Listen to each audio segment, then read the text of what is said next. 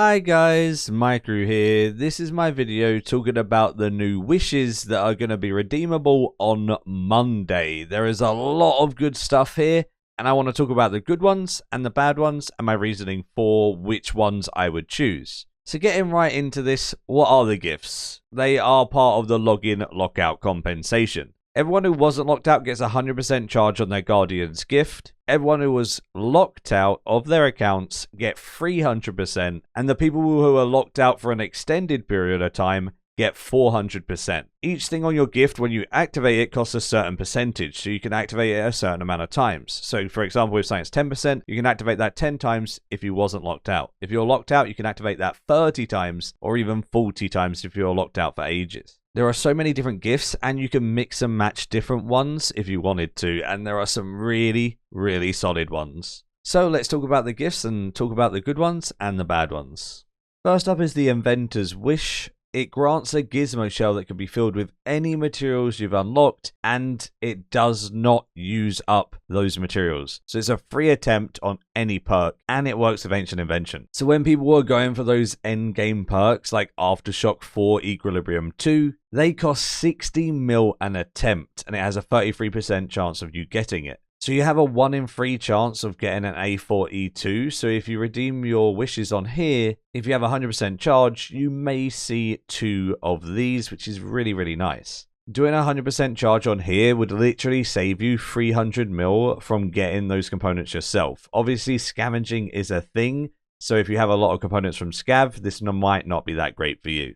There's also other perks you can go for, like Biting 4, which is a 100% chance you could get 1 Biting 4 on all 3 combat style gear that you have. That would save you 55 mil a perk, which then would be 165 mil worth of Biting 3s for 60% charge, which is amazing as well. And then you don't even have to chance it. You've got a good perk guaranteed. And I guess if you have the others, you can go for a bit of a cheaper one, which is 35 mil an attempt, which is Karamin 4 Equilibrium 2 for Gricko. Again, C4E2 is about a 30% chance, so you may see 1 or 2 in your 100% charge if you were to go that. Overall, it saves you a ton of money in very expensive components, so this is absolutely amazing. Next up is Entrepreneur's Wish. It helps you progress towards like comp and trim. But the biggest thing here is probably the traveling merch stock. You're able to choose a previous stock list held by the traveling merchant and pick one of those. I believe they said that you can't pick the same one multiple times, you have to pick different ones, but there's a lot of good stock that's going to be in that list. So you can get those limited plants, those Gifts of the Reapers, etc. Even if you just use 1 charge at 10% and pick the most overpowered merchant, still might be useful for like 1 or 2 redeems. And when I said it helps with like progress towards comp and trim, it just has a lot to do with ports and player-owned farms and stuff like that to help you along your way. Not bad at all. Next up, we have the Warrior's Wish. This is amazing for high-tier PVMers. If you've already got your best in slot, perks and everything, you're not going to need to redeem that one. And if you don't really care for all of the other stuff like XP and stuff, this is really, really nice. This gives you an aura refresh and a life refresh, which are useful because it saves you marks of war. It gives you a soul reaper refresh, which gives you an extra reaper task. This means if you have 100% charge, you can get 10 reapers, which gives you a 67 mil Hydrix, which is very, very nice. And you get an item protection contract, which can save you so much money because it gives you a free death. So many high tier PVMers have death costs of around 10 to 20 mil, and sometimes even more when you're hybrid in Solak and stuff like that. Your death costs are big. So if you accidentally die without a ring of death on, this can really help save a ton of money for a high tier PVMer, which is awesome.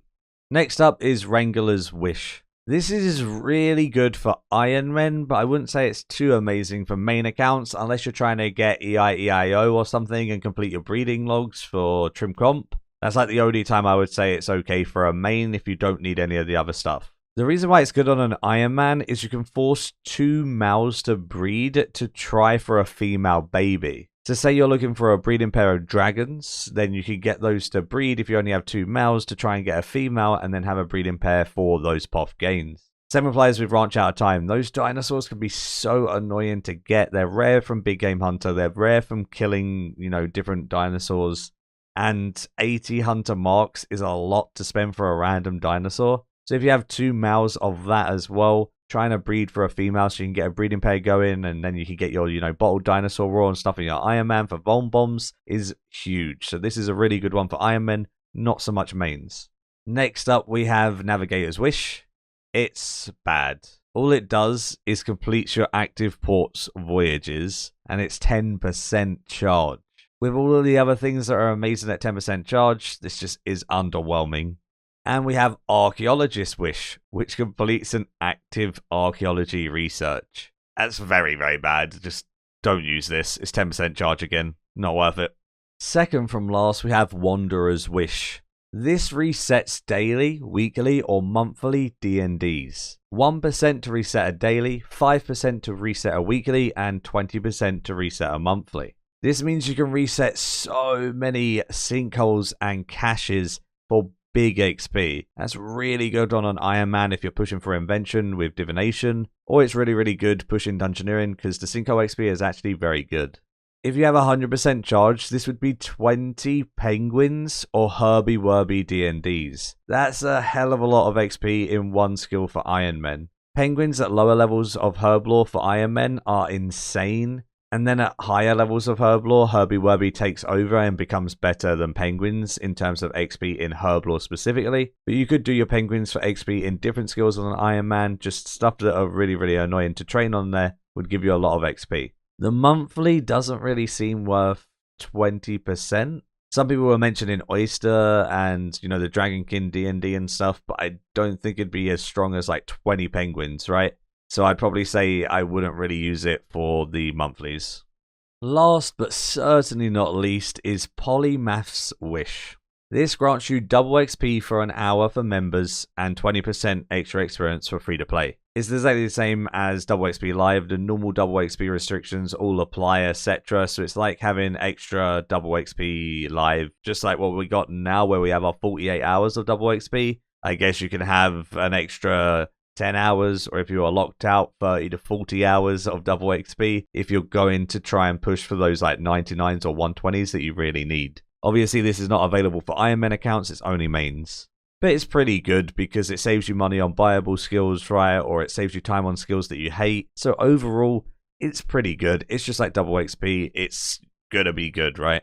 So if you want XP, this one's a good one to redeem. It's only 10%, which means you can redeem a lot of hours. And that's it for today's video. Hopefully you enjoyed my insight on the wishes. If I was personally going to pick any, I'd either pick the Gizmo one if you are in need of like an A4E2 or biting 4 perks. Or if you're an Iron Man, you could go for stuff like your Ranch Out of Time breeding pairs, loads and loads of penguins for XP, or again, those invention perks. Really nice there as well on an Iron Man. And then obviously you've got loads of like extra XP if you're an XP focused player, etc. Really, really awesome. Just overall, lovely, kind of personal preference, and at least most of them are very good. Give the video a like if you did enjoy, subscribe if you're new for loads of future content all related to RuneScape 3, and until next time, see ya.